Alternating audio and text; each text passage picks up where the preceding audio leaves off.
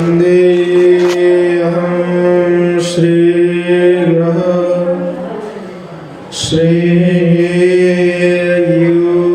श्रीयुतपदकमलं श्रीगुरून् वैष्णवांश्च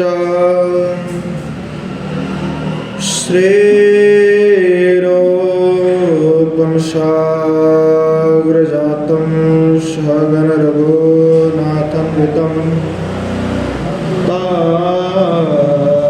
सजीवं साद्वैतं सावधूतं परिजनसहितं श्रीकृष्णचैतन्यदेवं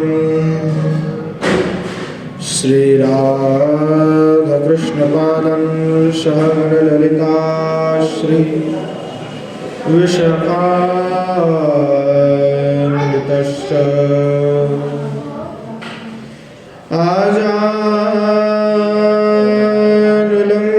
आजानुलम्बितभुजो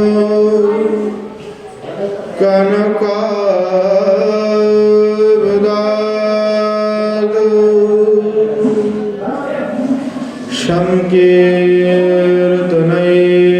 संकीर्तनैकपितरो कमलायताक्षौ विश्वाम्भरो द्विजभरो युगधर्मपालो वन्दे जगत्प्रियकरो करुणावतारो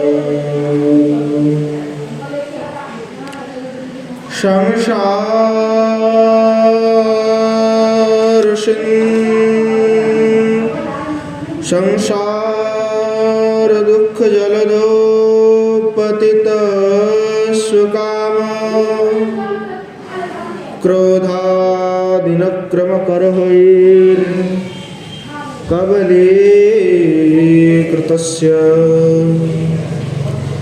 दुर्वासनानि गडितस्य निराश्रयस्य चैतन्यचन्द्रमम देहि पदावलम्बम्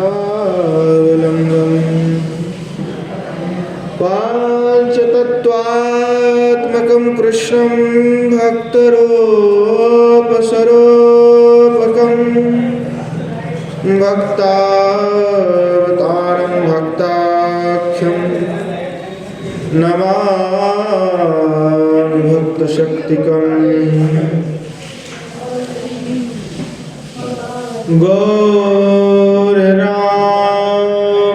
गौरनामसमारम्भा ईश्वरिणां च मध्यमाम् अस्मदाचार्यपर्यन्तं वन्दे गुरुपरम्पराम्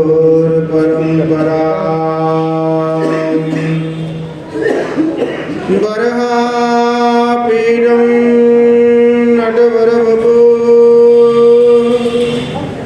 कर्णयो कर्णिकारं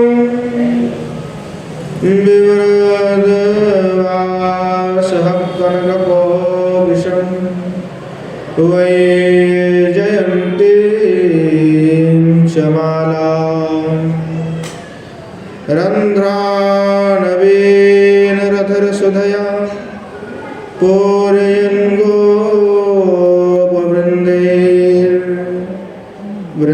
गोपवृन्दैर्वृन्दारण्यं सपदरमणं प्राविशद्गीतकीर्तिः अस्ति स्वस्तुरुणीकराग्रविगलात् कल्पप्रसूनाप्लुतं वस्तु प्रस्तुतवेणुनादलहरी निर्वाणनिर्व्याकुलं स्रस्तनिबद्धनीविलसन् गोपिसहस्रावृतं हस्तन्यास्तनतापवर्गमखिल द्वारं किशोराकृतिः राधा करावचितपाल्लववल्लरी के राधा पदंग विलसन मधुरास्थली की राधा यशमुखरमत्त खगावली की राधा विहार विपिने रमता विद्युल्लता विलसिता नुपमांग कांति वैराग्यकारुण्यरसा पुलुतपालनिद्रा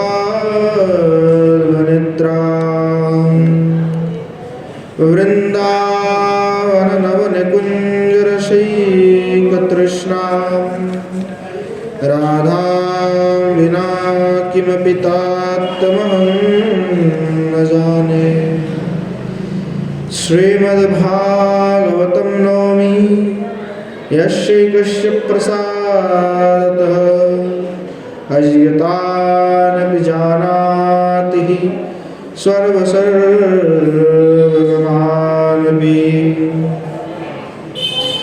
गङ्गातरङ्गरमणीय जटाकलापं गौरी निरन्तर विभु शितवामभागम् नारायण प्रियमनङ्गमदापहारं वाराणसीपुरपतिं भज विश्वनाथं नारायणं नमस्कृत्य नरं चैव नरोत्तमं देवीं सरस्वतीं व्यासं ततो जयमुदीरये श्रीरूपं साग्रजं वन्दे रघुनाथं कृपामयं श्रीजीवं भट्टयोगं च शयनं सुखदायकं येषां सहजस्निग्धानं पादरेणुमभीक्ष्णसः सर्वविघ्नविनाशाय शिरसा धारयाम्यहम् वृंदायै तुलसी देव्यै प्रियायै केशवस्य च कृष्ण भक्ति प्रदे देवी सत्यवत्यै नमो नमः वाञ्छकल्पतरुभ्यश्च कृपा सिन्धुभ्यैव च पतितानां पावनेभ्यो वैष्णवेभ्यो नमो नमः।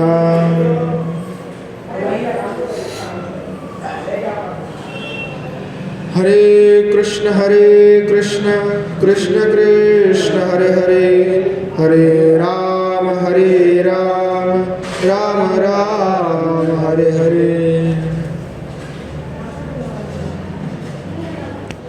मॉर्टिन है क्या? कॉयल हाँ बहुत मच्छर पंख चलाओगे फिर ठंड लगेगा।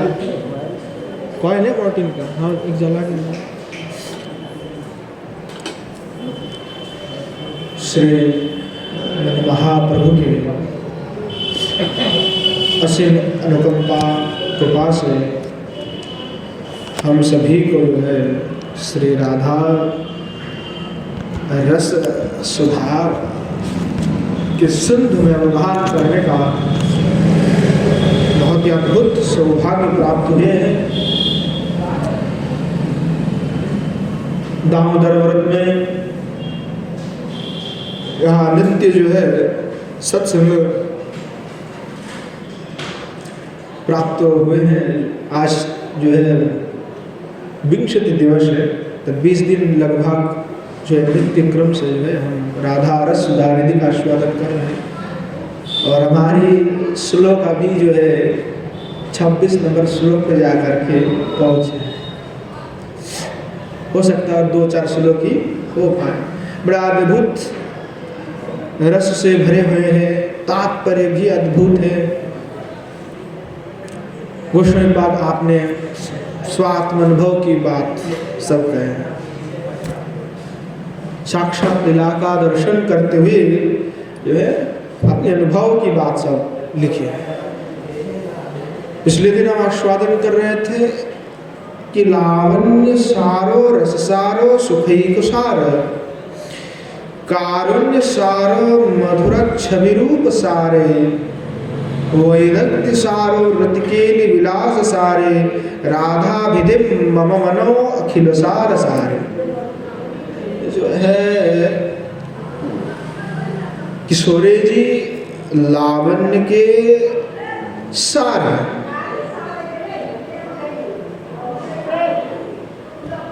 रससार जो श्री कृष्ण है वह श्री कृष्ण के सुख के भी सार है। कारुण्य सार मधुर छवि रूप सारे, मधुर जो छवि रूप का सार है। वैदग्ध्य सार, वैदग्ध्य सार और जो अखिल सारात सार है वह श्री किशोर जी है। तो वैसे अखिल सारात सार श्री किशोर जी में मेरा मन जो है प्रविष्ट हो, लग जाए, यही प्रार्थना जो है श्री आचार्य पाद कर रहे हैं। गोस्वामी पाद जो है परम सार तत्व वस्तु जो किशोर जी है उन परम सार तत्व वस्तु की जो है उल्लेख कर रहे हैं कि सार अर्थात जो है अंतिम जो अवस्था है सुसार है, उपादेय अंश। तो श्री भगवान की स्वरूप शक्ति जो है हलादिनी शक्ति, और हलादिनी का परम जो उपादेय अंश है वह श्री राधा है। तो श्री किशोर जी कारुण्य रस, लावण्य रस, सुंदरियो माधुर्यो वैदग्ध्य इत्यादि अनेकों रस से भरपूर है, भरमार रस का। तो किशोर जी में किंकरियों का भाव जो है राधा भाव आए हैं। और किशोरी जी को पहले गोस्वामी पाद ने कहे कि श्री किशोर जी लावण्य सारवर्ती है। लावण्य क्या है तो पूर्व में हमने आस्वादन किए थे कि मुक्ता फलेषु छाया तरलत्तमिवान्तरा प्रतिभाति यदंगेषु लावण्यम तदयुज्यते। जैसे मुक्ता में एक कांति निकलते हैं मोती में, वैसे ही जैसे और तोड़ भी देने पर उनके अंग प्रत्यंग से कांति निकलेगा मोती का, ठीक वैसे ही जिस वस्तु का तोड़ने पर भी वैसे मुक्ता में जैसे कांति नजर आता है वही मुक्ता के लावण्य है। तो जो कांति जो है किशोर जी में भरमार है लावण्य की। श्रीमद् भागवत में देखने को मिलता है कि श्री भगवान श्याम सुंदर जब श्री भगवान मथुरा में जो नगर भ्रमण करने के लिए निकले तो मथुरा नागरिय ने श्री भगवान के श्री अंग से निकलती हुई जो कांति धारा, उस कांति धारा का आस्वादन किए थे। ऐसा श्री भागवत में उल्लेख है।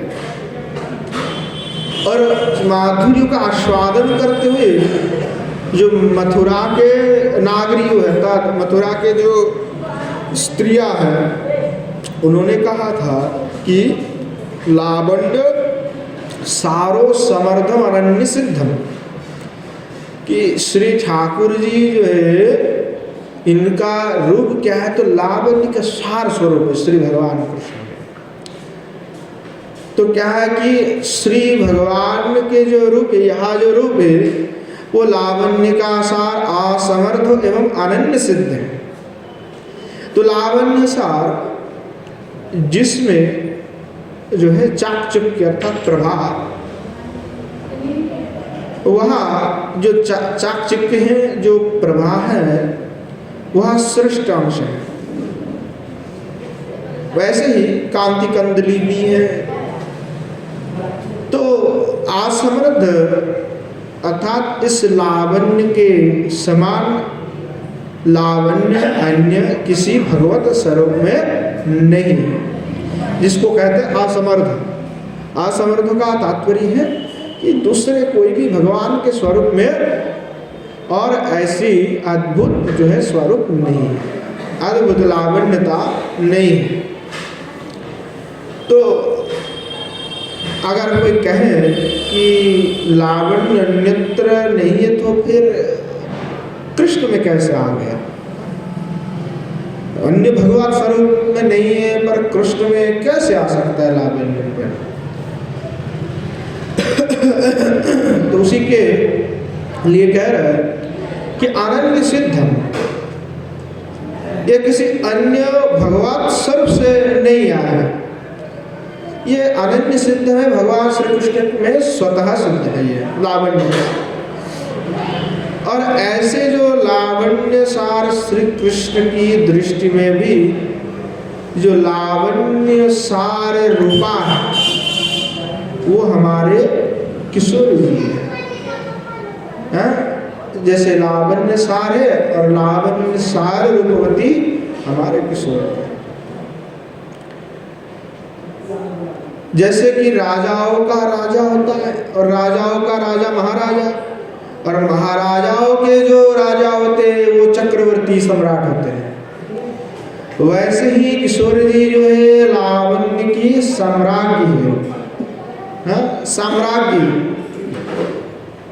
तो ये साम्राज्ञी तो कहे कि भाई आप कैसे कहते? बोले नहीं, ये तो स्वयं भगवान श्री कृष्ण की बात है कि किशोर जी लावण्य की साम्राज्ञी, उनसे बढ़कर कुछ नहीं, ये तो स्वयं भगवान श्री कृष्ण कह रहे हैं, हम थोड़ी कह रहे हैं। तो बोले कहाँ कह रहे हैं भगवान? तो गोसाई बाद लिख रहे हैं, जगद मल रुचिर विचित्य राधे व्याधित विधिस्तवनो नमंगकानि मणिमय मुकुरम कुरुंगु नेत्रिकिरण गणेन विडमयन्ति यानि।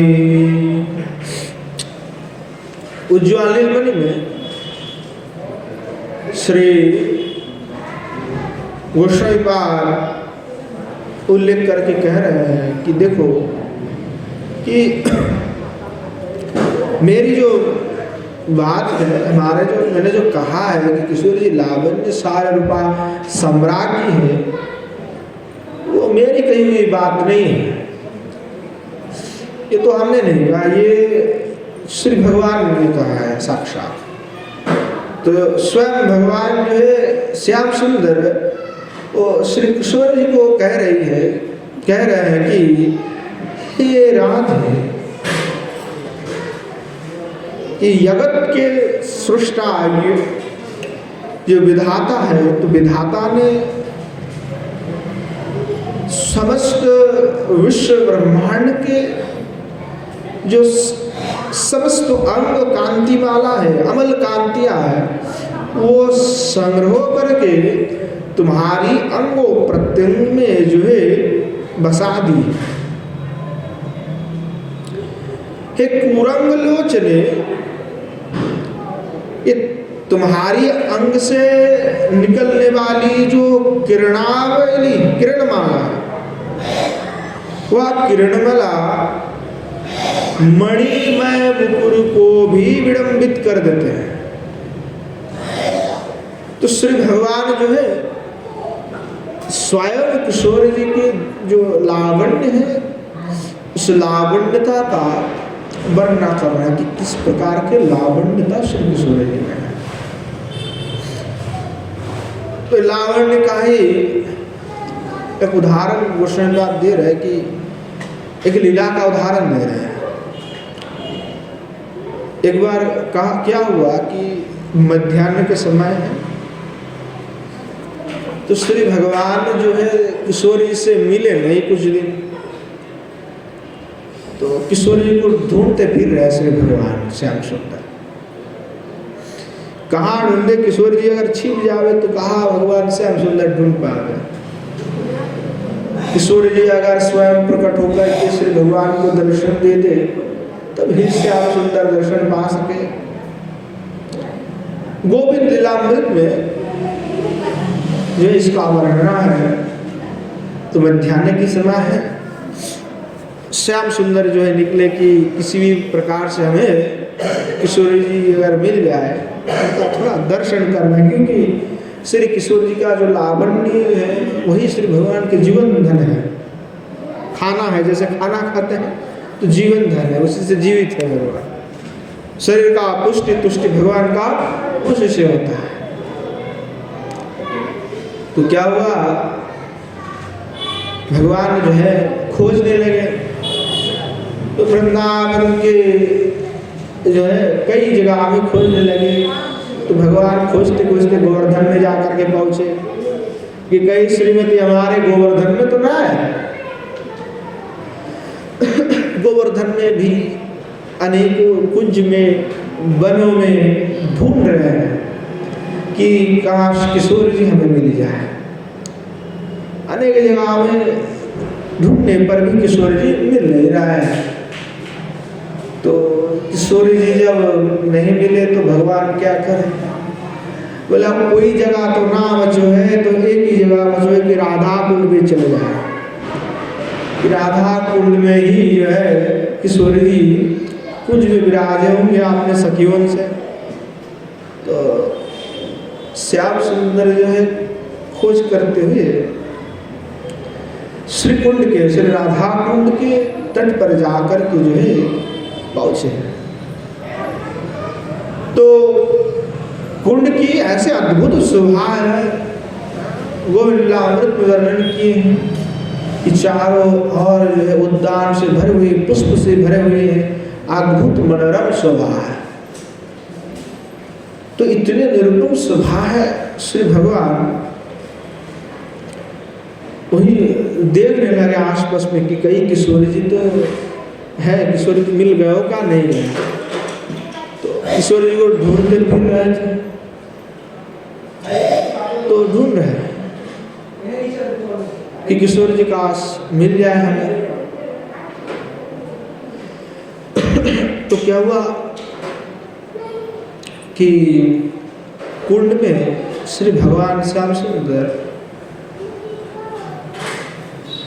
जब देखे इन स्वभाव को, तो उनको स्मृति आने लगी, यही कुंड के तट पे श्री किशोर जी से उद्यान में कितनी क्रीड़ाएं हमने की हैं। तो श्री भगवान श्याम सुंदर के जो है हृदय में श्री किशोर जी के लिए उद्दीपन होने लगे। वे श्री किशोर जी के चिंतन में डूब गए और किशोर जी की विरह में जो है वे एकदम रुक गए, वहीं पे बेबस हो गए श्री भगवान श्याम सुंदर। तो किशोर जी की विरह में जब श्री भगवान वहीं पे बेबस होकर के पड़े हुए हैं, तो अचानक श्री भगवान देखे कि श्री कुंड के जो सोपान है, जो सीढ़ी है, तो वहाँ जो उद्यान है, उद्यान के पास में सीढ़ियाँ हैं। तो देखे कि वहाँ से जो है दिव्य अद्भुत आलोक रस से जो है प्रभाव ये झकमक झकमक कर रहा है। कुंड के तट जो है जगमग जगमगा उठे हैं, ऐसा अद्भुत एक प्रकाश।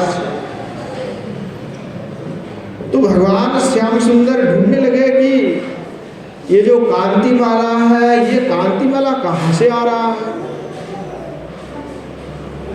भगवान श्याम सुंदर ढूंढने लगे कि भाई ये आ कहां से रहा है।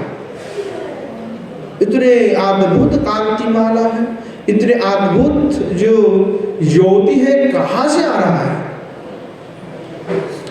तो भगवान चकित हो गए और चकित हो करके श्री श्याम सुंदर धीरे धीरे जो है वही कांति माला की ओर चल पड़े कि क्या है, वहां से कौन सी कांति माला है।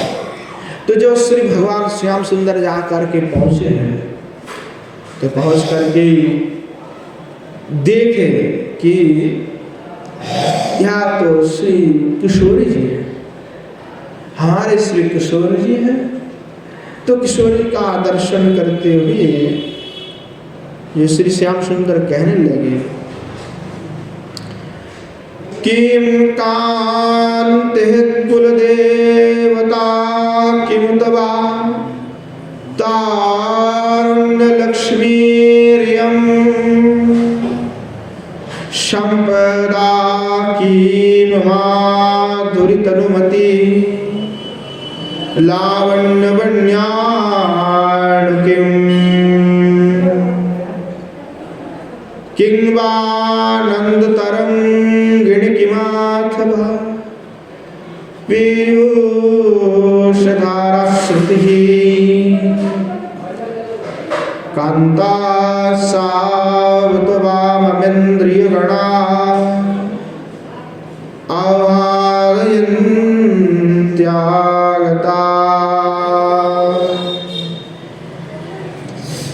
तो श्री श्याम सुंदर जब श्री किशोर जी के दर्शन किए तो श्री भगवान किशोर जी की लावण्य से इतने विमुग्धित हुए तो कहने लगे कि ये जो कांति है, ये कांति में जो शोभित है वे कौन है। तो पूछने लगे श्याम सुंदर कि किम कांतिः कुल देवता किमुतवा तारुण्य लक्ष्मीर्यम, कि ये कांति की कुल देवता है क्या। इतने अद्भुत कांति है, किन के कांति है। क्या कि तारुण्य लक्ष्मी बा, तारुण्य लक्ष्मी अर्थात बुढ़ा नहीं होते, नित्य जो है तारुण्य से भरे हुए हैं। बोले देहधारिणी माधुर्य संपत्ति है क्या। कहने लगे अथवा संपदा की माधुरी तनुमति लावण्य वन्याण की ये लावण्य की वन्यानंद तरंगिणी है क्या, यह अमृत की झरना है। किशोर जी की जो अंग कांति की माधुरी है, उस माधुरी का ऐसी अनुपम माधुरी है, उसका वर्णन स्वयं भगवान नहीं कर पा रहे, स्वयं भगवान ही नहीं कर पा रहे हैं कि ये क्या है इनके अंग का माधुरी, किन से मैं तुलना करूं। इसलिए कह कि आनंद तरंगिणी है अथवा अमृत की झरना है, कि कुल देवता है, कि तारुण्य लक्ष्मी है, कि देवधारिणी माधुरी का संपत्ति है, या लावण्य की बन्या है। लावण्य की बन्या तद बाढ़, जैसे जल बहुत अधिक होने पर बाढ़ आ जाता है, तो वैसे ही कहने लगे ये लावण्य की बाढ़ है क्या। और फिर कहने लगे अथवा श्री भगवान कहले किम बा, अथवा आनंद तरंगिणी किम अथवा पीयूष धारा श्रुति, कि यह क्या अथवा मेरे इंद्रियों को आनंद देती हुई मेरी कांता ही क्या है ये। और किशोर जी को नाम ले करके अभी कहने भगवान जो है उनकी कांति मालाओं का दर्शन करके भगवान कहने लगे, क्या कहने लगे कि मेरी कांता है क्या जो मेरी इंद्रियों को आनंद देती है। कांता सा भूतोवामन्द्रिय गणा अर्धा आह्लादयन्त्यागता, कि क्या मेरे इंद्रियों को आनंद प्रदान करने के लिए मेरे कांता ही यहाँ आ गई है क्या? तो श्री भगवान श्याम सुंदर किशोर जी की लावण्य सार को दर्शन करते हुए ऐसा अद्भुत तृप्ति प्राप्त करते हैं। और जब ये वर्णना करने जाते कि किस प्रकार के लावण्य, तो स्वयं भी वर्णना नहीं कर पाते कि अद्भुत किशोरी की लावण्यता है। तो ऐसा जो किशोरी जी है हमारे कि श्री भगवान लावण्य सार है। लावण्य सार होने पर भी भगवान श्री किशोर जी की लावण्य रसी को देख करके ऐसा चमत्कृत हो जाते हैं कि स्वयं भगवान भी उसका वर्णना नहीं कर सकते। तो इसीलिए किशोर जी जो हमारे हैं वो यथार्थ ही लावण्य सार है, उनसे बढ़कर के और कोई भी लावण्य सार नहीं है। श्री किशोरी जी की जय। तो हमारे किशोर जी ऐसे। तो श्री गोस्वामी पाद फिर कह रहे हैं कि देखो हमारे किशोर जी लावण्य सार में ही रुके नहीं है, वे तो रस सार सुखई के सार, अर्थात रस का सार कौन है? तो रस का सार तो स्वयं भगवान श्याम सुंदर है, और रससार स्वयं श्याम सुंदर को भी जो सुख प्रदान कर देती है, अर्थात सुख का सार संपत्ति श्री भगवान श्याम सुंदर का जो है वो हमारे किशोर जी हैं।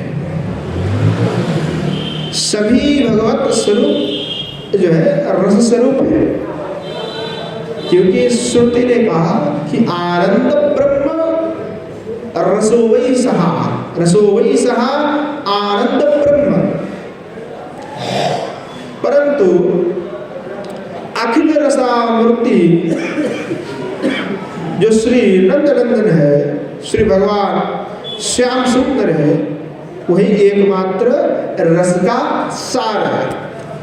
अनेकों बार भगवान ने जो है अवतीर्ण हुए, परंतु रस का विस्तार जिस प्रकार से श्री नंदनंदन में है, उस प्रकार की रस विस्तार किसी भी भगवत स्वरूप में नहीं है।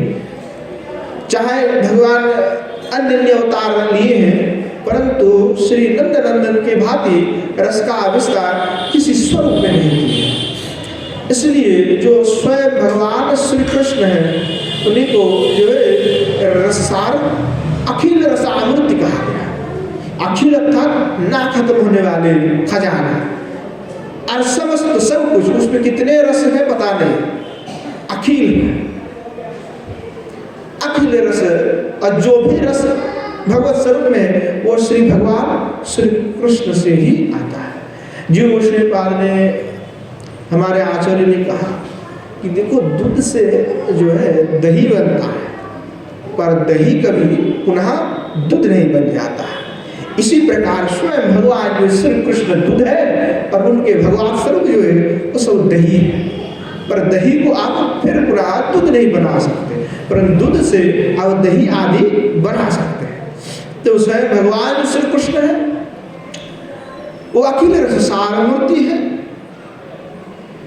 तो यहाँ अखिल रससार मूर्ति श्री नंदनंदन जो श्री भगवान कृष्ण है, वो रससार है, अर्थात जिनमें रस या आस्वादन का श्रेष्ठ अंश आनंद माधुर्य नित्य विराजमान है, वहाँ जो है रससार मूर्ति अखिल रसार मूर्ति। तथा स्वयं भगवान जो है वो मूर्तिमान माधुर्य है। श्री लीलासुख जो है कहे कि माधुर्य मेवनु कि आप जो भगवान माधुर्य के साक्षात मूर्ति, श्री भगवान श्याम सुंदर जो है माधुर्य की साक्षात मूर्ति है, अर्थात माधुर्य रस से स्थावर जंगम को भी मोहन करने वाले, अर्थात आत्म तक आत्म पर्यंत जो है सर्वचित्त हर जो है श्री गोविंद है, इसीलिए श्री गोविंद रससार है। परंतु यह रससार के एकमात्र उपादेय जो श्री भगवान सुख प्राप्त करते हैं, तो श्री भगवान के जो रस का सार तद उपादेयंश वो श्री राधा है। श्री भगवान के ऐसा अद्भुत स्वरूप महाजन कहते कि रूप हरिणो मधुर मूर्ति विरति रसेर सार, कि क्या अद्भुत रूप को मैंने देखा, मधुर मूर्ति, क्या मधुर माधुरी की मूर्ति है भगवान। विरति रसेर सार, प्रेम रस की सार।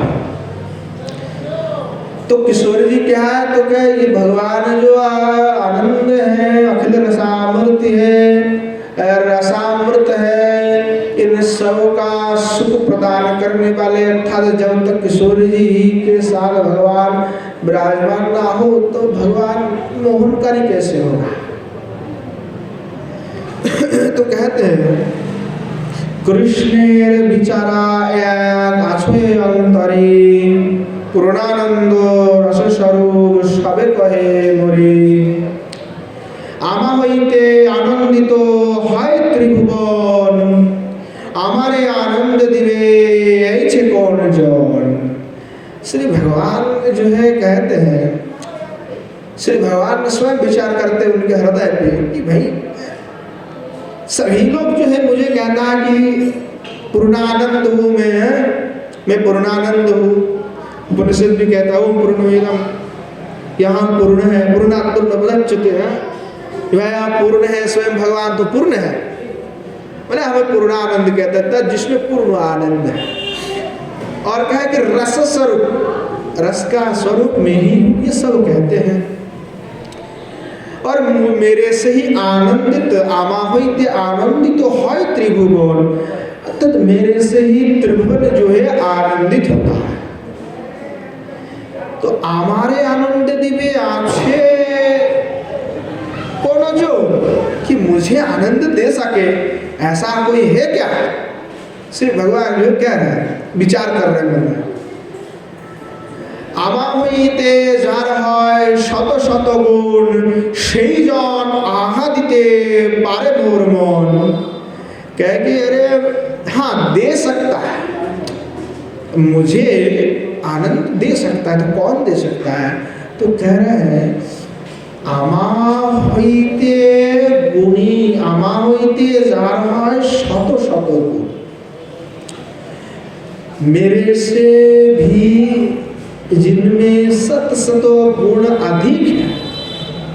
सत सत माने अनेक, एक सत सतो सतो अनेक अनेक अनेक अनेक वो जो गुण जिसमें हो, সেই জন आहा दिते पारे मोर मन, और वही जो है मेरे मन को आह्लादित कर सकता है, आनंद दे सकता है।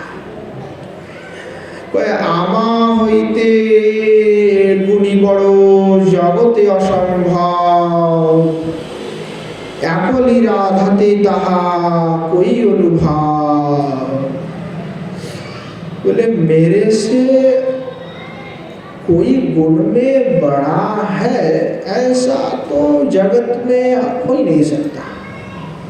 मेरे से गुण में कोई बड़ा है ऐसा तो कोई हो ही नहीं सकता। बोले नहीं, एक है जो मेरे से भी गुण में बड़ा है। बोले एकोली राधाते ताहा कोई अनुभव, एकमात्र श्री किशोरी जी है कि किशोरी जी में ही एक ऐसे सत सतो गुण श्री भगवान से अधिक है, जिनके कारण श्री श्याम सुंदर जो है वह रस का अनुभव कर सकते हैं, आनंद का अनुभव कर सकते हैं।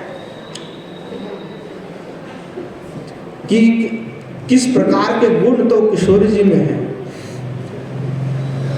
अर्थात अकेला श्री किशोरी जी ही श्री भगवान पूर्णानंद स्वरूप में जो विराजमान श्याम सुंदर है, उनको भी आनंद रस का स्वादन कराते हुए सदा ही उनको पूर्णानंद बना के रखते हैं। तो भगवान पूर्णानंद कब है जो किशोर जी उनको आनंद में रखे। किशोर जी अगर आनंद में नहीं रखेगी तो वह पूर्णानंद नहीं है, क्योंकि उनकी आनंद की प्राप्ति कौन होगा फिर। तो किशोर जी ही एकमात्र है जो मुझे ऐसा आनंद दे सकती है। श्री भगवान कहते हैं कि कोटि काम जिनी रूप जुद्ध पियावार आशमर्द माधुर्यो साम्य नहीं जार मोर रूपे आपाई तो है त्रिभुवन राधार दर्शने मोर जुड़ाय नयन। कि कोटि काम को भी परास्त करने वाले मेरा रूप है, यद्यपि फिर भी मेरा रूप जो है ऐसा कोटि काम को भी जय करने वाले हैं, और मेरा जो माधुर्य है असमर्थ माधुर्य है उसका कहीं भी साम्य नहीं है। मोर रूपे आपाई तो है त्रिभुवन, यह त्रिभुवन जो है मेरे रूप से ही आपायित है, परंतु राधार दर्शने मोर जुड़ाय नयन। एकमात्र श्री किशोरी जी की दर्शन करके ही मेरा नैन शांत हो जाता है, मेरा हृदय आनंद से भर जाता है। मोर वंशी गीत्यागोर स्वय त्रिभुवन राधार वचने अमार हराय श्रवण। श्री भगवान कह रहे कि किशोरी जी का गुण का वर्णन कर रहे हैं कि मेरे से सत सत गुण होगा तभी तो आनंद दे सकेगा। इसलिए कहा कि कोटि काम को भी विजय करने वाला मेरा रूप है और असमर्थ माधुर्य है जिसके साथ किसी भी स्वरूप का तुलना नहीं है, और मेरे रूप से ही त्रिभुवन मोहित है, परंतु मैं किशोर जी का दर्शन करके ही शांत होता हूँ। अर्थात किशोर जी ही मेरा जीवन धन है, तो मेरे से अधिक गुणवती है तभी तो मेरे लिए वो मेरा जीवन धन है। अब मेरे से कोई गुण में कम होगा तो मैं उसको थोड़ी भाव दूंगा, मैं बोला अरे तू तो मेरे से छोटा है, मेरे से थोड़ी जानता है ज़्यादा, उसको उतना कोई महत्व नहीं दूंगा। मेरे से बड़ा होगा तभी महत्व दूंगा। तो यहाँ भी सीधी बात है, भगवान कह रहे सत्य सत्य गुण में जो मेरे से भी श्रेष्ठ है वो मुझे आनंद दे सकते हैं। तो किशोर जी का वर्णना जो है स्वयं कर रहे हैं। बोले मोर वंशी गीते आकुल स्वयं त्रिभुवन, बोले मेरे जो वंशी धनी है वह वंशी के धनी त्रिभुवन को आकर्षित करते हैं, परंतु राधार वचने अमार हराय श्रवण। किशोर जी की जो वचन है वह श्रवण करते ही मेरा हृदय तो हरण हो जाता, मैं और कुछ सुन नहीं पाता, मैं भूल जाता हूँ सब कुछ। मेरे को किशोर जी का जो धनी जो कहती है किशोर जी कुछ, तो मेरा मानो कान और कुछ नहीं सुन पाता, केवल वही वाणी का मैं श्रवण करते रहता। हराए श्रवण, मेरा सुनने की क्षमता भी खत्म कर देती किशोर जी की जो ऐसे अद्भुत वाणी है। यद्यपि अमार गंधे जगत सुगंध मोर चित्त घ्राण हरे राधांग गंध। कहने लगे कि यद्यपि मेरी शरीर की गंध से जगत सुगंधित है, परंतु मेरा चित्त जो है श्री किशोर जी की गंध को सूंघता है। बोले श्री किशोर जी के जो अंग गंध है उस अंग गंध के जो सुगंध है वो उसका घ्राण लेते ही मेरा चित्त जो है हरण हो जाता है, मैं खो जाता हूँ। फिर कहने लगे यद्यपि अमार रसे जगत सुरस राधार अधूर रसे आमा करे बस। यद्यपि मेरे रस में जगत सुरस है, परंतु किशोर जी की आधर रस जो है वह मुझे वशीभूत कर देता है। हाँ, कि यद्यपि अमार रसे जगत सुरस, राधार अधर रसे आमा करे बस, कि मेरे से समस्त जगत जो है सुरस हुआ है, परंतु राधार अधर रसे आमा करे बस।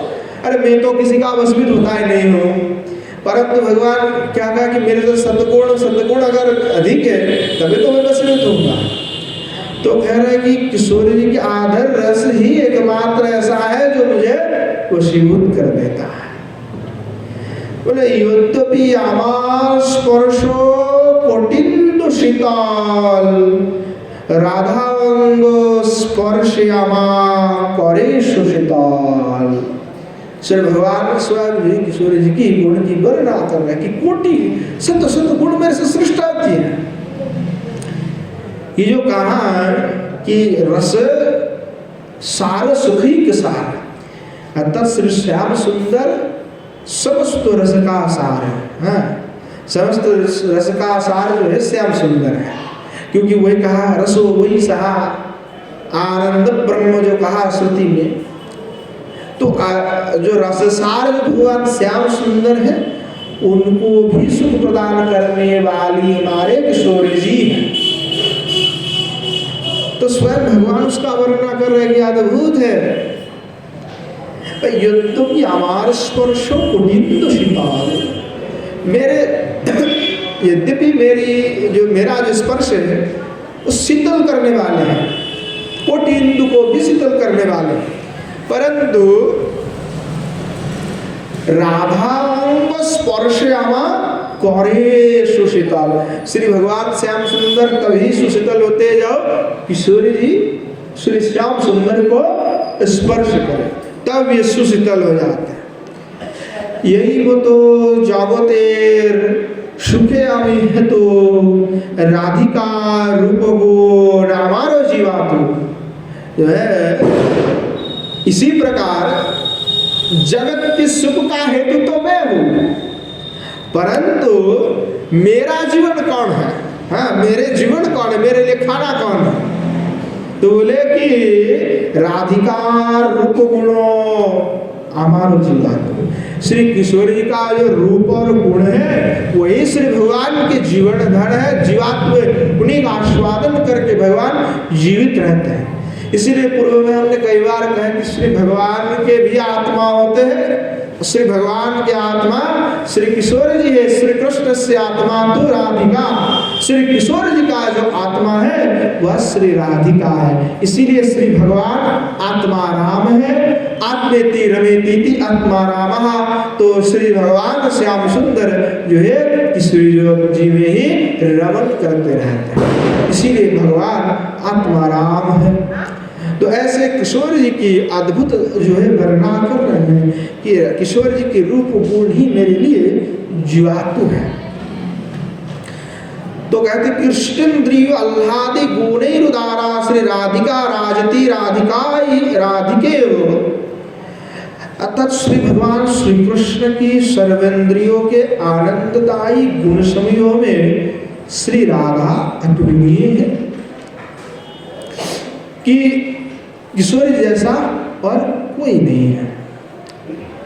इसलिए श्री गोस्वामी पाद ने कहा कि श्री किशोरी जी जो है रससार श्री कृष्ण के सुख प्रदान करने का एकमात्र सार वस्तु है। अर्थात भगवान और किसी से भी सुख प्राप्ति नहीं होती, केवल किशोरी जी की दर्शन से स्पर्श से सुखी है। उनके रूप और गुण ही श्री भगवान श्याम सुंदर के लिए जीवातु है। अथवा श्री गोस्वामी पाद यह भी कहना चाहे कि श्री राधा रस की सार एवं सुख की एकमात्र सार श्री किशोर जी है। श्री कवि कर्णपुर गोस्वामी जो है उन्होंने कहा कि चमत्कारित्य ही जो है रस का सार है। रसे सारस चमत्कार, कि जो चमत्कारित्व है वही रस का सार है। अर्थात जिसमें आस्वादन चमत्कारित्व की चरमता है वही मादनाख्य महाभाव है। और उसमें ही जो है जहाँ जो है आस्वादन की चमत्कारित्व चरमता को पहुँच जाता है और वही चरमता में ही मदनाख्य महाभाव जो है नित्य स्वरूप होकर के विराजमान है। और मदनाख्य महाभावती कौन है? श्री किशोरी जी है। अर्थात श्री किशोरी जी की सिवा और कोई भी महाभाववती नहीं है। वो एकमात्र महाभाववती मादनाख्य महाभाववती जो है हमारे किशोरी जी है। तो मादनाख्य महाभाव ही श्री किशोरी जी का स्वरूप है। इसीलिए आयुर्भृत मितिवत न्याय में कहा गया है कि जो श्री किशोरी जी रससार है। अर्थात जो मादन रस स्वयं रससार श्री गोविंद के लिए चमत्कारित्व पैदा करता है, वह रससार मादन एकमात्र श्री किशोर जी में ही विद्यमान है। तो राजते लादिनी सारे राधया विभो यहाँ सदा, श्री गोस्वामी पाद जो है रूप गोस्वामी पाद उज्ज्वलित बने में कह रहे हैं कि श्री किशोरी जी वही है जो मादनाख्य महाभाव की स्वरूपिणी है और इसीलिए वे रससार है और सुख की आनंद की एकमात्र सार है। तो श्री गोस्वामी पाद भी कविराज गोस्वामी पाद भी कहे प्रेमेर परम सार महाभाव जानी সেই महाभाव रूपा श्री राधा ठाकुरानी। अर्थात श्री किशोरी जी जो है महाभाव स्वरूपिणी है। तो श्री गोविंद श्री श्याम सुंदर जो है श्री किशोरी जी में ही रमे रहते हैं। किशोरी जी से ही उनकी सुख की प्राप्ति है। तो यहाँ सुख रूप में कृष्ण जो है सुख का आस्वादन करते हैं और भक्तगण को सुख देने में जो शक्ति कार्य करते हुए लादिनी शक्ति कार्य करते हैं। इसीलिए राधा को ही सुख ही सार कहा गया क्योंकि लादिनी अंश से ही सुख प्राप्ति होगा। लादिनी अंश के बिना सुख प्राप्ति संभव नहीं है, संभव है नहीं।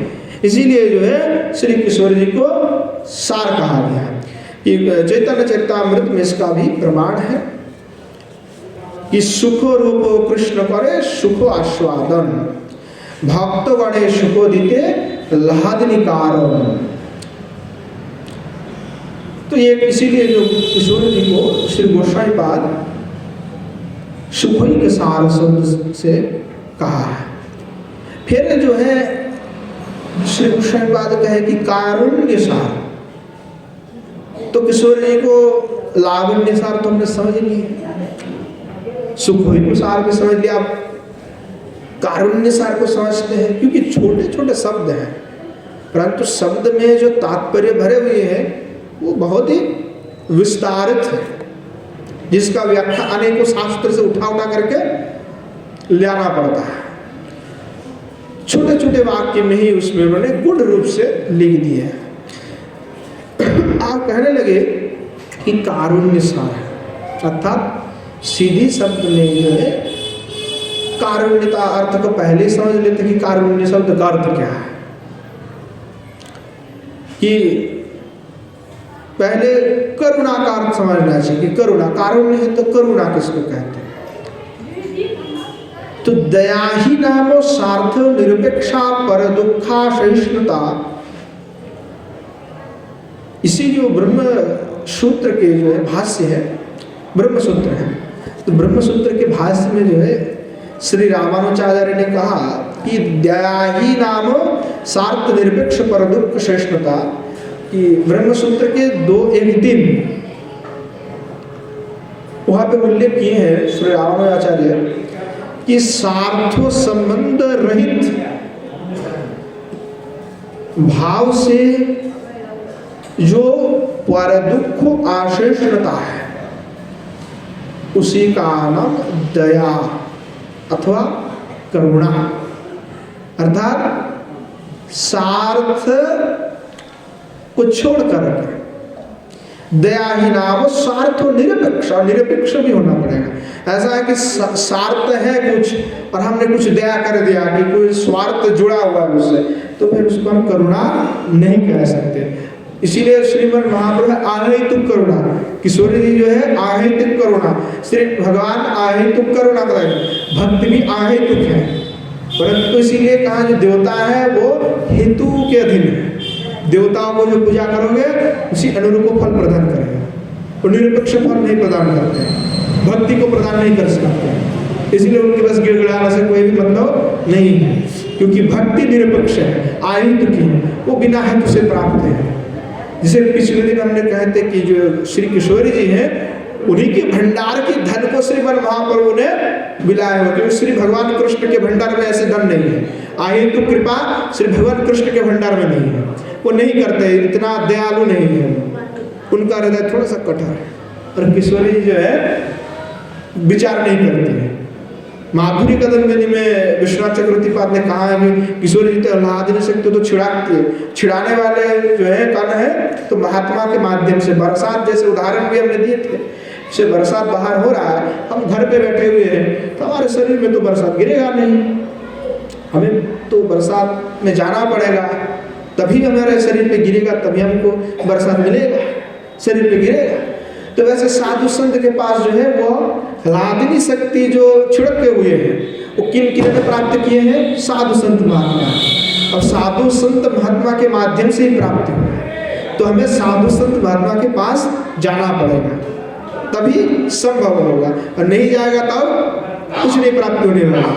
बोले प्राप्ति तो साधु संत महात्मा भक्तों इसी की कृपा से मिलेगा। तो जो भक्ति है वो बिना हेतु के है, कभी भी किसी पर की कोई संत की कृपा हो ही सकता है। चोर डाकू बदमाश इनके ऊपर भी संत की कृपा हो जाता है, होता है ना, कृपा हो गया सो बन गया भक्त। ऐसे बड़े बड़े डाकू भी देखते हैं कि जो कृपा हो गया बस उसके बाद से भक्त हो गए।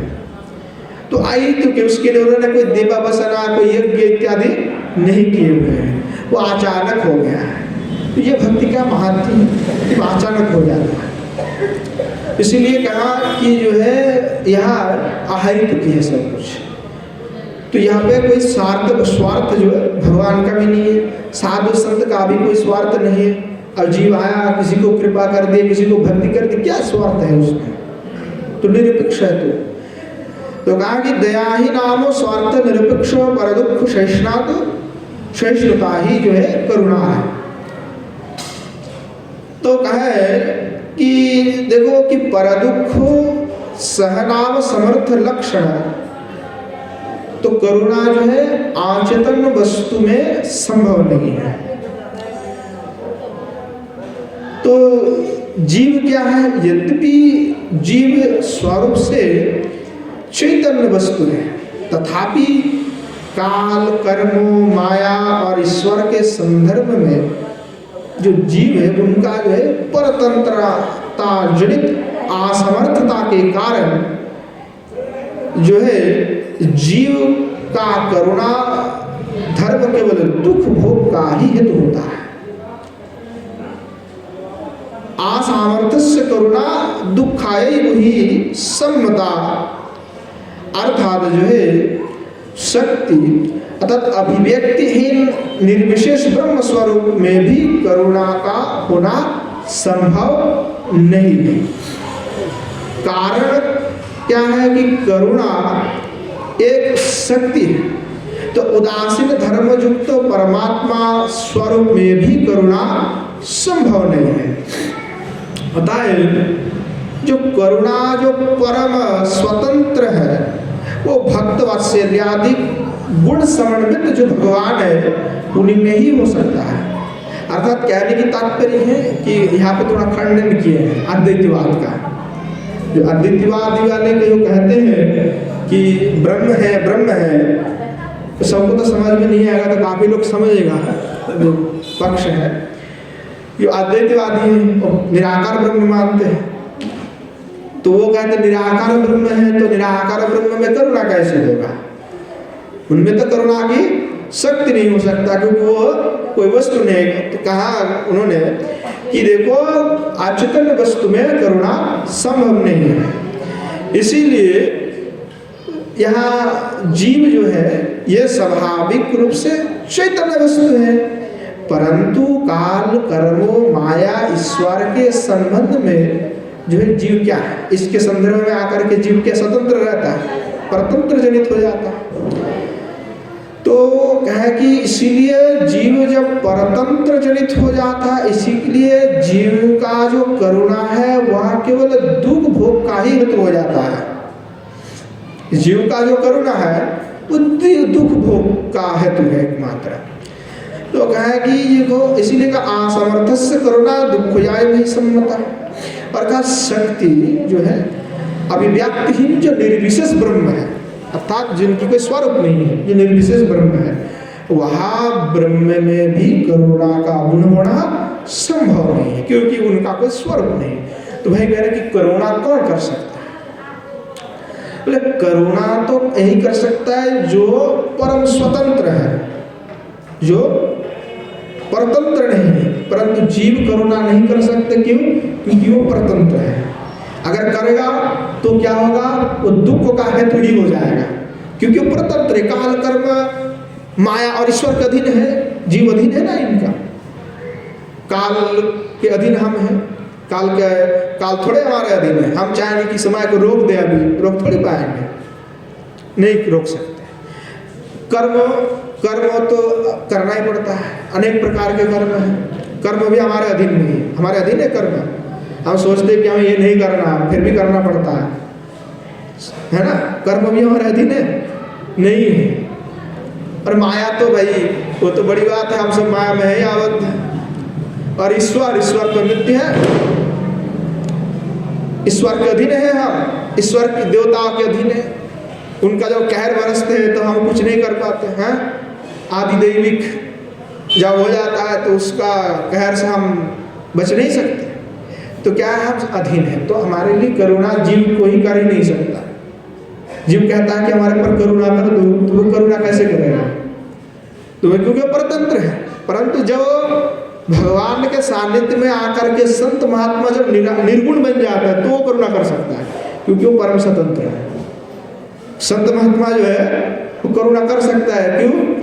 श्री उज्ज्वल लीलवनी में गोस्वामी पाद ने कहा, जैसे मधु की मकरंद को पान करते हुए जो है भौरा जैसे एकदम मत हो जाता है, फिर वो क्या होता है, कहीं चले जाते, कुछ भी करते, सो जाता है, परम स्वतंत्र है। ऐसे संत महात्मा भी परम स्वतंत्र है। भगवान कहे कि जो मेरा भजन करता है उसको मैं निर्गुण कर देता हूँ। तो निर्गुण जब कर दिया अर्थात काल कर्म सबसे अपरिच्छिन्न होकर के वो इस सबसे मुक्त हो गया। इसीलिए महात्मा कृपा कर सकते हैं, करुणा करके जीव को उद्धार कर सकते हैं, उनमें वो सामर्थ्य श्री भगवान की कृपा से है। परंतु साधारण जीव जो है वो परम स्वतंत्र है, परम जो है ये असतंत्र है, वो स्वतंत्र नहीं है, वो बद्ध है इनमें। और श्री भगवान परम स्वतंत्र है। तो परम स्वतंत्र भगवान है और उनमें भक्त वात्सल्य आदि गुण युक्त है। इसीलिए करुणा भगवान का ही स्वरूपगत धर्म है। इस भगवान करुणा कर सकते हैं और उनकी करुणा करने पर जीव का कल्याण संभव है। अब तद भिन्न कोई भी जीव किसी को करुणा कर ही नहीं सकता। हम कहते करुणा कर रहे हो, करुणा कर रहे हो, इसलिए में वो करुणा नहीं, वो करुणा दुख का ही हेतु बन जाता है। तो श्री जी गोसाई पाद ने अपने प्रति संदर्भ में कहा कि भगवत करुणा का लक्षण बताते हुए उन्होंने कहा कि अनुकंपा च पूर्णियोपि स्वस्मिन् निज सेवाद्य विलासम संपद्य सेवादिकाशु सेवादि सौभाग्य संपादिकाश्च भगवत चित्ताद्रता में तद उपकारेच्छा। कि जो भगवान है श्याम सुंदर, भगवान स्वतः पूर्ण है, अर्थात उन्हें सेवा की कोई भी अपेक्षा नहीं रहता है। भगवान सेवा की अपेक्षा करते हैं क्या कि हम भोग चढ़ाएंगे तभी भगवान खाएंगे? भगवान के सेवा की अपेक्षा में जुटे हुए ये समस्त त्रिभुवन ब्रह्मांड दुनिया भर के बना के बैठे हुए, उनको क्या सेवा लेने की आवश्यकता है, जरूरत है? पहले प्रश्न कर रहे हैं कि शंका है कि क्या आवश्यकता है? वो तो पूर्ण है। बोले नहीं, देखो फिर भी भक्त के भीतर जो है भगवान सेवा अभिलाष आदि को जगाते हुए सेवक आदि के अर्थात सेवा आदि के सौभाग्य को प्राप्त करा देता है भगवान, कि भगवान पूर्ण स्वतंत्र है, उनको जरूरत नहीं, अपेक्षा नहीं है कि तुम लड्डू चढ़ाओगे तभी भगवान खाएंगे, अपेक्षा नहीं है। परंतु फिर भी भगवान ऐसा करुणा है उनके कि वे भक्त के भीतर सेवा आदि का अभिलाष जगा देता है। और कैसे जगाते हैं? करुणा के माध्यम से। करुणा के माध्यम से करते हैं, संत के माध्यम से, कि वो संत ही परम स्वतंत्र होते हैं। तो संत के माध्यम से कृपा कर देते हैं, करुणा कर देते हैं। तो वो करुणा जब करते तभी सेवा की इच्छा जागृत होता है कि तो लड्डू चढ़ा कर के ही पाए, कुछ प्रसाद पाएंगे तो भोग लगा कर के ही पाए। 10 साल पहले अगर देखते जीवन में तो उस समय तो कुछ नहीं था, अभी 2 साल हो गया इसी वैष्णव मार्ग में आ गए तभी भोग लगाते। पहले थोड़े भोग लगा के खाते थे, पहले तो गए दुकान में और लिए तुरंत हो गया सुहा। पर अभी जब वैष्णव बन गए तो कह रहे घर पे लेके आगे, पहले तो ठाकुर जी को भोग लगा दिया है, उसके बाद ही कुछ पाएंगे, ऐसा मनोवृत्ति हो गया। तो ये विलास, ऐसी जो भावना है वो कहाँ से आ गई? स्वतः तो नहीं था पहले, पर अभी कहाँ से आ गई? वो करुणा के माध्यम से भगवान ने ही हमारे अंदर जगा दिए, क्योंकि हम तो असतंत्र हैं, हम तो अधीन थे, हमें क्या पता, पर वो श्री भगवान के कृपा है। तो ये सौभाग्य जो है भगवान हमें प्रदान करते हैं। तो कहा है कि यही जो भगवान के उपकार है, क्या उपकार किए? अभिलाष जगा दिए, और अभिलाष जगा करके भगवान के सेवा आदि में सेवा करने के एक मौका, एक सौभाग्य प्रदान कर दिए। तो यह क्या है कि जब सेवा करती तो चित्त आर्द्रता में ही हो जाते हैं हमारे भगवान के प्रति, कि श्री भगवान को ना चढ़ा करके, उनको ना कुछ दे करके कुछ नहीं पाए। सभी भक्त हैं, सभी के गृह में श्री भगवान है, लड्डू गोपाल है, किसी के गृह में श्री ठाकुर जी है, जुगल सरकार है, तो सभी भोग लगाया खाएगा। ये नहीं सोचेगा कि अरे उसने भोग लगा, हमें क्या जरूरत बटेगा, हैं? उसने लगाया, हमको क्या दिक्कत है? वृंदावन में हजारों मंदिर है, लगाए भोग, हमको क्या जरूरत है लगाने का? ऐसा कोई भी सोचते नहीं है, क्योंकि भगवान की कृपा मिल गया। अभिलाष जगाया कौन? भगवान, कि भाई हम नहीं देंगे तो भगवान भूखा रहेगा। भगवान की अपेक्षा नहीं है, फिर भी ये क्या है? तो बोले यही जो है भगवान की अनुकंपा है, यही भगवान की कृपा है, इसी को जो है करुणा कहा गया है। तो यही करुणा की आत्यांतिकता प्रकट हो जाता है। तो तब क्या होता है? जब करुणा जब प्रकट, करुणा जो है जब आत्यंतिकता अर्थात अति प्रकट हो जाते हैं। भगवान की करुणा पहले थोड़ा होता है, अब जब सेवा नहीं करते तो भगवान के अरे लग गया भजन में, मेरा मन लगा लिए, तो ज्यादा करुणा कर देते हैं, कृपा अधिक। तो बोले ये क्या है? तो बोले भक्ति दान है, तो धीरे धीरे भक्ति देते हैं। एक बार में दे देगा तो संभाल नहीं पाएगा, पगला जाएगा आदमी। एक बार में किसी को दे देगा वो ठीक धरण नहीं कर पाएगा, या पता नहीं क्या से क्या हो जाएगा। इसलिए धीरे धीरे देते हैं, क्योंकि विषय के रस में जीव इतने डूबे हुए हैं कि वो देने पर भी वो रख नहीं पाता है। तो इसलिए भगवान जो है धीरे धीरे देते हैं। जैसे पॉइजन देते ना धीरे धीरे, तो विष क्रिया धीरे धीरे देते हैं। पहले होता था कि विष क्रिया होते थे। चाणक्य के जीवन की घटना है कि चाणक्य जी जो थोड़े थोड़े विष लेते थे अपने शरीर में। पहले जमाने होते थे कि राजा महाराजा को बहुत खतरा रहता था, विष खिला करके मार देते थे। तो उस समय क्या करते थे कि जो गुरु होते हैं चाणक्य जी, उन्होंने अपना शरीर में भी विष डालना आरंभ किए थे, थोड़ा मात्रा में विष लेते थे। तो विष कन्या की जो प्रभाव से उनका कोई कुछ बिगड़ता नहीं है, या विष खिलाने पर भी उनको फिर वो मरेगा नहीं, परंतु धीरे धीरे लोगे तो शरीर सहन कर लेगा, परंतु एक बार में खाओगे तो मर जाओगे। थोड़ी थोड़ी मात्रा से खाने पर भी कोई मरते नहीं, उसका परिमाप है। तो ऐसे ही यहाँ पे भी भक्ति थोड़ा थोड़ा करके देते हैं, एक बार में नहीं दे देंगे। करुणा विलास एक बार में दे देगा तो संभाल नहीं पाएगा, क्योंकि इसके लिए यज्ञ भी होना आवश्यक है। तो ये भगवान की जो है करुणा है, अनुकंपा है। तो बोले देखो जो एक अनुकंपा है, जो भक्ति दान है, तो ये करुणा है। और जो ये करुणा कहाँ से भगवान दे रहे हैं? भाई देगा तो कहाँ से देगा? भगवान के पास ऐसा कौन सा शक्ति जिससे वो करुणा कर देता है? बोले देखो भगवान की जो ये कारुणत्य धर्म है, ये श्री कृष्ण जी के माध्यम से दिया करते हैं, क्योंकि लादिनी शक्ति के द्वारा ही भक्त को भक्ति दिया जाता है। लादिनी शक्ति के बिना भक्ति नहीं मिल सकता। तो इसीलिए कहा कि लादिनी दाराई करे भक्तिर पोषण, भक्तों का पोषण करने का जो कार्य है वो लादिनी अंश से करते हैं भगवान। अर्थात हर भक्त के हृदय में जो प्रेम का आविर्भाव कराना, वो प्रेम का आविर्भाव कराने का जो कार्य है वो लादिनी अंश का है। अर्थात लादिनी शक्ति के द्वारा ही भगवान की भक्त वात्सल्य में करुणा का प्रकाशन होता है। और वही जो लादिनी सारमूर्ति है वह श्री किशोर जी है। इसीलिए श्री किशोर जी को कहा गया है कारुण्य सार। हमने पहले क्या समझा, करुणा क्या होता है वो समझा। करुणा कौन कहता है? भगवान, क्योंकि परम स्वतंत्र है। पर वो करुणा करते कहाँ से है? उनके पास करुणा आया कहाँ से करने का? बोले लादिनी अंश से करते। तो लादिनी अंश कौन है? तो श्री किशोर जी है, श्री राधिका है।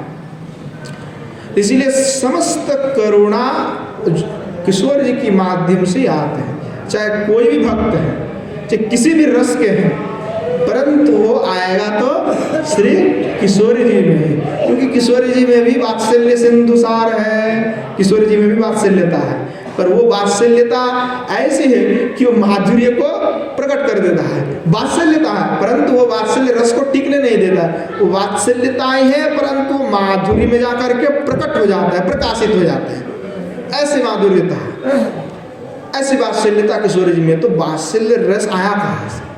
बोले यही से तो आया, यही से, यही भाव धारा को तो लेकर के आया। इसीलिए किशोर जी के पास समस्त कुछ है। शक्यता नहीं है किशोर जी के पास, खूब शक्यता है, शक्का भाव नहीं है, खूब शक्यता है, भाव है। बोले इसीलिए तो उनके पास है सब कुछ। तो इसलिए कहा कि किशोरी जो है कारुण्य सार है। तो ब्रजलीला में कारुण्य सार मूर्ति श्री किशोर जी की करुणा रहस्यमय निकुंज के भंडार में ही सुरक्षित है। ये करुणा है भंडार का है, तो क्या भंडार तो इस ब्रज के उस निकुंज में है जहाँ युगल सरकार विलास करते हैं अपने सखी किंकरियों के साथ में, जहाँ विराजमान है वही एकमात्र यह रस विद्यमान कारुण्य रससार। और वही जो भंडार के धन है वही श्रीमन महाप्रभु इस जगत जीव के आगे प्रकट कर दिए हैं। अतः श्रीमन महाप्रभु श्री किशोर जी की करुणा माधुरी का आश्रय लेकर के ही इस जगत जीव को प्रेम प्रदान किए हैं और प्रेम प्रदान करके धन्य कर दिए। और उन्होंने वास्तव में महाप्रभु ही प्रकाश कर दिए हैं कि श्री किशोर जी वास्तव में ही कारुण्य सार है, उनकी जैसा कोई भी नहीं है, करुणा के सार है। अब से फिर गोस्वामीपाद कहने लगे कि कारुण्य सार है, और फिर मधुर छवि रूप सार है, कि मधुर रूप छवि सार। छवि का अर्थ क्या है कि शोभा है अथवा कांति, छवि का अर्थ। तो इस प्रकार के माधुरी से, शोभा से, कांति से विद्यमाना है श्री किशोर जी कि उसका वर्णना महिमा स्वयं भगवान भी नहीं कर पाते हैं। ऐसे अद्भुत कांतिमाला से श्री किशोर जी युक्त है, इसीलिए कहा कि मधुर छवि रूप सार है। श्री गोस्वामीपाद कह रहे हैं कि मधुर छवि रूप सार कहने की तात्पर्य क्या है। तो उज्ज्वल नीलमणि में श्री रूप गोस्वामीपाद कह रहे हैं कि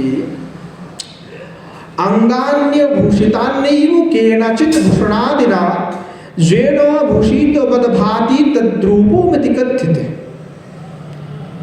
बोले कि मधुर छवि रूप सारे जो है किशोरी जी पर क्यों है? बोले कि किसी भी भूषण आदि से भूषित हुए बिना, किसी भी जो अलंकार है, भूषण है, वो सब धारण नहीं किए हुए, फिर भी यदि भूषण की तरह ही शोभायमान हो जाता है तो उसे ही रूप कहा जाता है। आजकल तो पता है फला सब मेकअप करके एकदम भर भर के मेकअप करते हुए लगा करके आ जाते हैं, फिर लगता है कि बड़े सुंदर है, जैसे जल से धो लिए, फिर अरे क्या रूप है, हैं? मेकअप करके जब आता है तो बहुत बढ़िया लगता है देखने में, मेकअप हटाया तो अरे कौन से रूप है। आजकल बड़ा नया नया टेक्निक आ गया ना, तो सब हो जाता है, बड़े अद्भुत रूप बना देते हैं कि गजब का लगता है देखने में। पर जैसे सब धो लेते हैं फिर डर जाता है आदमी, क्या था रूप देखा और क्या हो गया। अनेक अलंकार से शोभित होने पर भी आजकल लोग शोभायमान नहीं। तो बोले गोस्वामीपाद बोल रहे कि किशोर जी का ऐसा स्वरूप है, ये कुछ भी धारण नहीं किया अलंकार, सादा सीधा सिंपल है, कोई अलंकार नहीं धारण किया। अगर हम लोग कुछ अलंकार नहीं धारण करते किसी स्त्री को तो कैसे लगेगा? देखेगा भी नहीं कोई, देखेगा कोई कोई नहीं देखेगा, अरे तो ऐसे ही है। तो किशोर जी ऐसे अद्भुत शोभा है, कहें कि अलंकार कोई भी धारण नहीं किए, फिर भी उनकी ऐसी अद्भुत शोभा है कि उन शोभा से भगवान स्वयं जो है पुलकित हो जाता है, उनका मन हरण हो जाता है, चित्त उसमें लग जाते हैं। जैसे किशोर जी अलंकार आदि पहनते हैं, क्या अलंकार से किशोर जी का शोभा है? नहीं, गोस्वामीपाद के नहीं, जो भी अलंकार, चाहे कुछ भी अलंकार किशोर जी पहनती है तो वो अलंकार के कारण किशोर जी शोभित नहीं है, वो तो किशोर जी की शरीर की ऐसी दिव्य ज्योति है जो अलंकार शोभित हो जाते हैं। किशोरी जी के कारण ही अलंकार शोभित है, अलंकार के कारण किशोर जी शोभित नहीं है, वो तो बिना अलंकार के भी परमा सुंदरी है। तो कहने लगे ऐसे किशोरी जी हैं। तो कहने लगे श्री भगवान कृष्ण कह रहे विदग्ध माधव में कि नीतम ते पुनरुक्तम भ्रमरकई कस्तूरिका पत्रकम नेत्राभ्याम विफलीकृतं कुवलद्वयदंचकरणार्पितं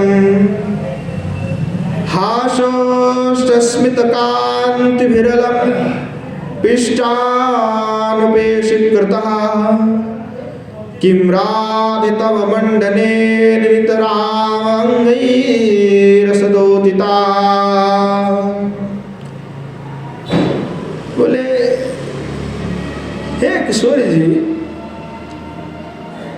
हे राधे, तुम्हारे ललाट देश के कस्तूरी तिलक ने तुम्हारे चूर्ण कुंतल द्वारा पुनरुक्तता प्राप्त कर ली है। जैसे किसी ग्रंथ में कोई स्थल अशुद्ध होता है तो पंडित लोग उसको चारों ओर गोल घेरा खींच करके बता देता है कि यहाँ त्रुटि है, वैसे ही तुम्हारे चूर्ण कुंतल ने ललाट देश पर गिरकर स्वाभाविक सौंदर्य का इतना विकास किया है कि लगता है मानो कस्तूरी तिलक के चारों ओर गोल घेरे के रूप में वह कह रहा है कि स्वाभाविक सौंदर्य में इस ललाट पर कस्तूरी लगाना ठीक नहीं है। क्या अद्भुत श्री भगवान जो है किशोर जी का सौंदर्य का वर्णना कर रहे हैं। किशोर जी ने अलंकार धारण किए हुए हैं तो श्री भगवान कह रहे हैं कि किशोर जी आप जो ललाट में कस्तूरी धारण किए हुए हैं तो कस्तूरी तिलक लगाने की क्या तुम्हारे चूर्ण कुंतल के द्वारा पुनरुक्तता प्राप्त कर ली है।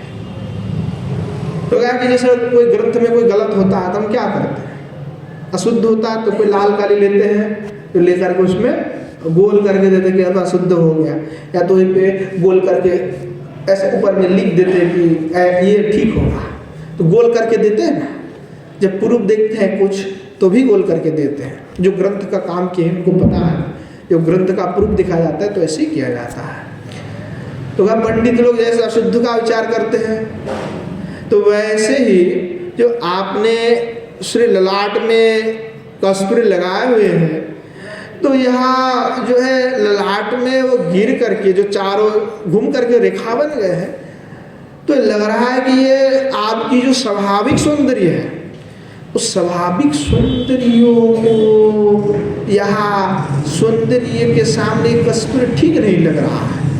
जो कस्तूरी लगा है इससे आपको सौंदर्य तो बढ़ नहीं रहा है, लग रहा है कि ये सौंदर्य जो है कस्तूरी जो लगाना आपकी ठीक नहीं है कपाल में, क्योंकि वो जैसे गलती हो जाने पर ऐसे कर देते हैं वो ऐसे लगता है आपने गलती कर दिए हैं लगा करके, इसीलिए वह ऐसा हो गया। तो स्वाभाविक सौंदर्य जो ललाट है इस पर तिलक कस्तूरी तिलक लगाना ठीक नहीं है। फिर भगवान कह रहे हैं तो कहाँ कह रहे विदग्ध माधव में, फिर कहने लगे भगवान कि नेत्राभ्याम विफलीकृतम कुवल दंदन च कर्णार्पितम, कहने लगी तुम्हारे कानों के कुवल आंखों के स्वाभाविक सुंदरी के आगे अपनी विफलता अनुभव कर रहे हैं। क्या ऐसा अद्भुत है कि श्री किशोर जी की जो स्वाभाविक सुंदरी है उस स्वाभाविक सुंदरी के सामने अलंकार आदि का कोई भी महत्व नहीं है, वो स्वाभाविक सुंदरी है।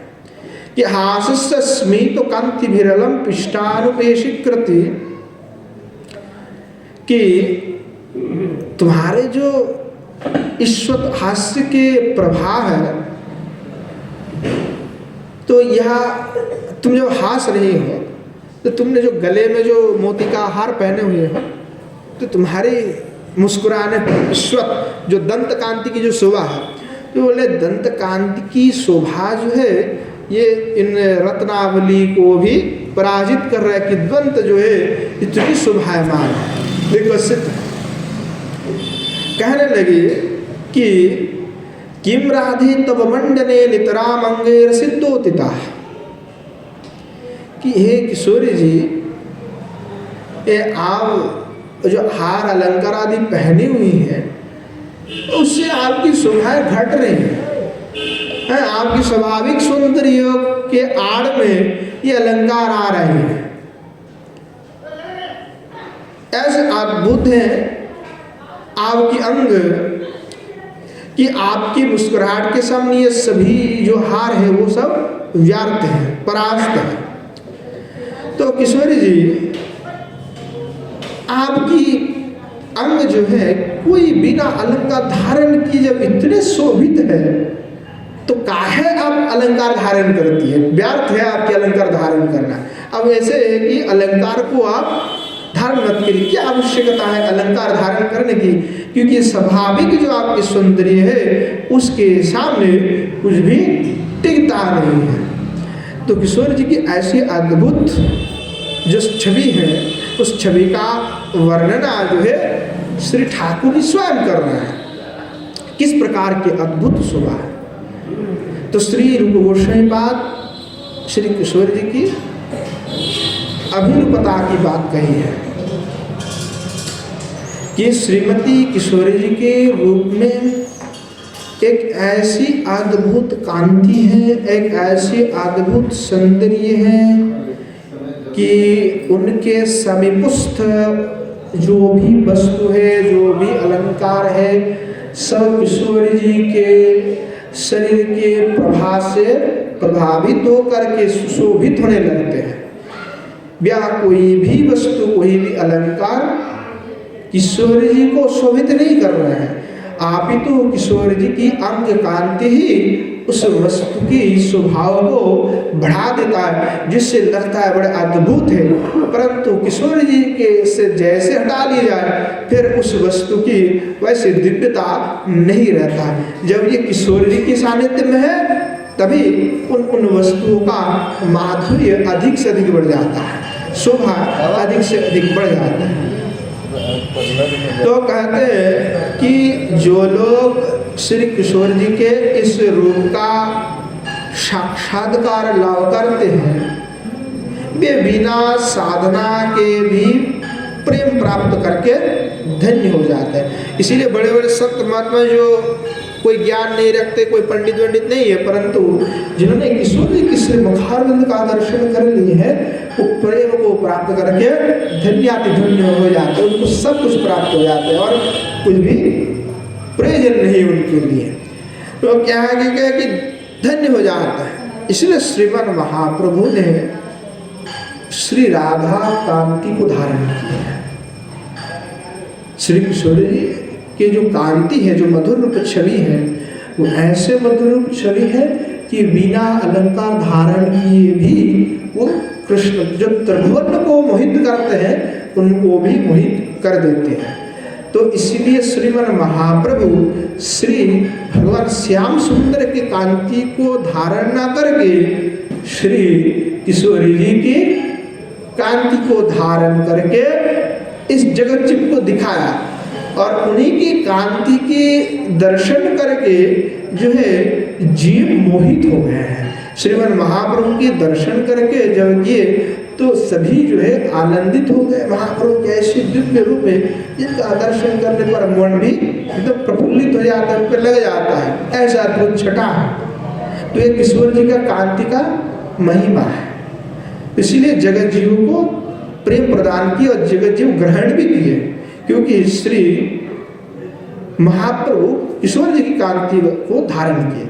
इसलिए श्री जीव गोस्वामी पाद ने क्रम संदर्भ के टीका में लिखे, जो कृष्ण वर्ण तुषाकृष्ण श्लोक है उसके टीका में श्री गोस्वामी पाद लिखते हैं कि त्विषा अर्थात कांत्या स्वशोभा विशेषणैव कृष्णोपदेष्टांच यद दर्शनैव सर्वेषां कृष्ण स्फुरतीत्यर्थ। अर्थात जिनके अंग में श्री किशोर जी की कांति देखने से सभी को श्री कृष्ण का स्मरण हो जाता है, वहाँ श्री गौरांग महाप्रभु है। तो इसलिए श्रीमन महाप्रभु ने श्री किशोर जी के ही कांति को धारण करते हुए कि जगत जीव के सामने प्रकट होकर के वो जो महाप्रेम है उस महाप्रेम को प्रदान किए और जीव को कृतार्थ कर दिए हैं। ऐसे अद्भुत हमारे श्री किशोरी जी हैं। श्री गोस्वामी पाद श्री किशोर जी की अपार महिमा का वर्णन करते हुए श्री किशोर जी को लावण्य सार, कारुण्य सार, मधुर छवि रूप सार,